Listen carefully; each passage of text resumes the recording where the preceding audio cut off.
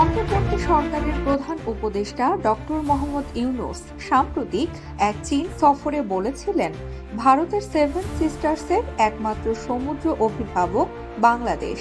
তার এই মন্তব্য ভারতের নীতি নির্ধারক মহলে সে সময় ব্যাপক আলোচনার ঝড় তুলেছিল।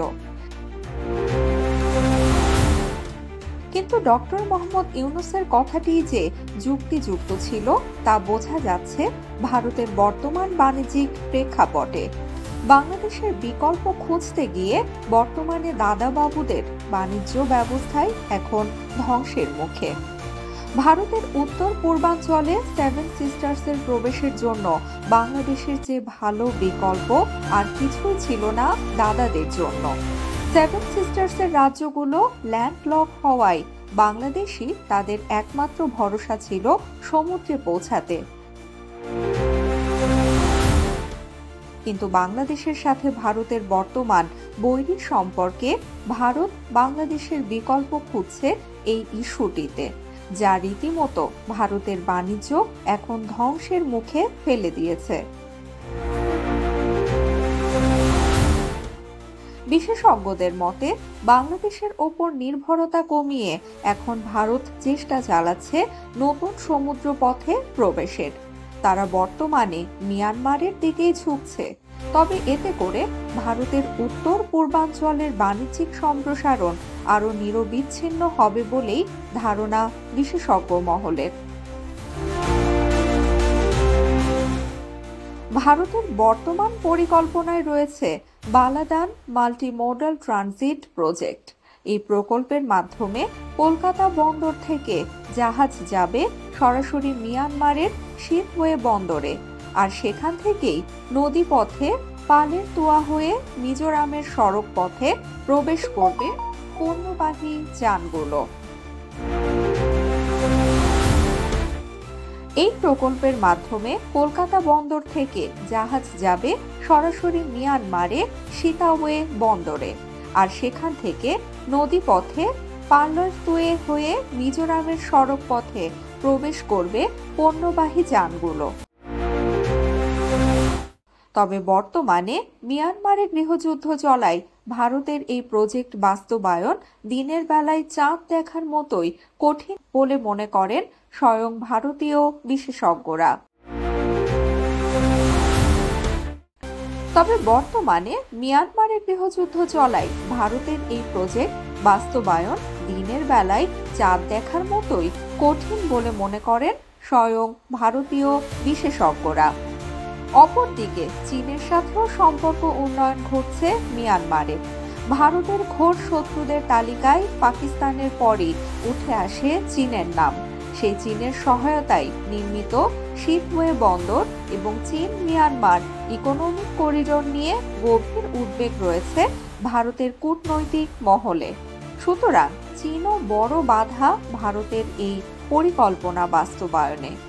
অন্যদিকে ভারতের জন্য দ্রুততর, নিরাপদ এবং খরচ সাশ্রয়ী বাণিজ্য পথ হিসেবে বাংলাদেশের বিকল্প বর্তমানে আর কোনোটিই নেই। ডক্টর মোহাম্মদ ইউনূসের সেভেন সিস্টার্স রাজ্যগুলোর সমুদ্রে পৌঁছানোর একমাত্র অভিভাবক হিসেবে বাংলাদেশের নাম নেওয়া সেই বক্তব্য ঘিরে অনেকটা ভাব দেখিয়ে ভারত সরকারের পাশাপাশি সে দেশের নীতি নির্ধারকরাও উল্টাপাল্টা কথা বলেছিল। অথচ বাংলাদেশের বিকল্প খুঁজতে গিয়ে এখন দিশেহারা দাদাবাবুরা। ভারতের সেভেন সিস্টার্স থেকে অন্য কোথাও পণ্য নিতে হলে বা পাঠাতে হলে দীর্ঘ সড়ক পথ ঘুরে এরপরই সমুদ্রে পৌঁছাতে হচ্ছে দাদাবাবুদের, যার ফলে সময় নষ্ট হচ্ছে পণ্য, ক্ষতির মুখে পড়ছে ভারতীয় অর্থনীতি, যা সেভেন সিস্টার্সের বাণিজ্য ব্যবস্থাকে ফেলেছে ধ্বংসের মুখে, এমনটি মনে করছেন বিশেষজ্ঞরা। বিশেষজ্ঞদের মতে ভারত চেয়েছিল ফ্যাসিস্ট হাসিনার মাধ্যমে বাংলাদেশের প্রভাব বিস্তার করে সমুদ্রে পৌঁছাতে, কিন্তু স্বৈরাচারের পতন হওয়ায় ভারতের সেই আশায় গুড়ে বালি অবস্থা। একসময় বাংলাদেশের উপর দিয়েই আগরতলা কলকাতা রেল সংযোগ স্থাপন হতে চলেছিল। বাংলাদেশ অংশে কাজও অনেকটাই এগিয়েছিল। আগরতলায় আন্তর্জাতিক স্টেশন নির্মাণ শেষ হলেও বর্তমান সরকারের সময় তা অচল অবস্থায় পড়ে রয়েছে। আর ফ্যাসিস্ট হাসিনার পালানোর পর ভারত বাংলাদেশের মানুষের জন্য তৎক্ষণাৎ বন্ধ করে দেয় সে দেশে প্রবেশের সুবিধা, বন্ধ করে দেয় চিকিৎসা ভিসা থেকে শুরু করে সব ধরনের ভিসা।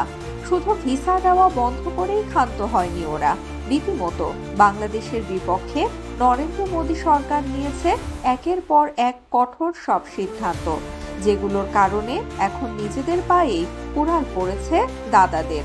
বাণিজ্য ব্যবস্থা উঠেছে লাটে। ভারতে নেওয়া এক ট্রান্সশিপমেন্ট সুবিধা বাতিলের সিদ্ধান্তের ফলে বাংলাদেশের কাছে তারা হারায় বিপুল পরিমাণ রাজস্ব।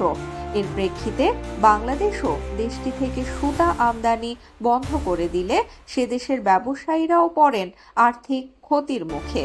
আর গত বছর হঠাৎ করে বাংলাদেশি পর্যটক থেকে শুরু করে রোগীদের জন্য ভারত ভিসা বন্ধ করলে বাংলাদেশের অন্তর্বর্তী সরকারও হাঁটে ভিন্ন পথে। অন্তর্বর্তী সরকার প্রধান ডক্টর মোহাম্মদ ইউনূসের দূরদর্শিতায় চীনের দরজা খুলে যায় বাংলাদেশি রোগীদের জন্য। অন্যদিকে ভারতে বাংলাদেশি রোগী আর পর্যটক প্রবেশ না করায় দেশটি হারাতে থাকে বিপুল পরিমাণ রাজস্ব। এর পাশাপাশি ভারতীয় ব্যবসায়ীরা হয়ে পড়েন দিশেহারা।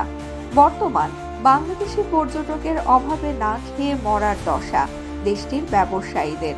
সব মিলে বাংলাদেশের বিকল্প খুঁজতে গিয়ে এখন দাদাবাবুদের বাণিজ্যই ধ্বংসের পথে।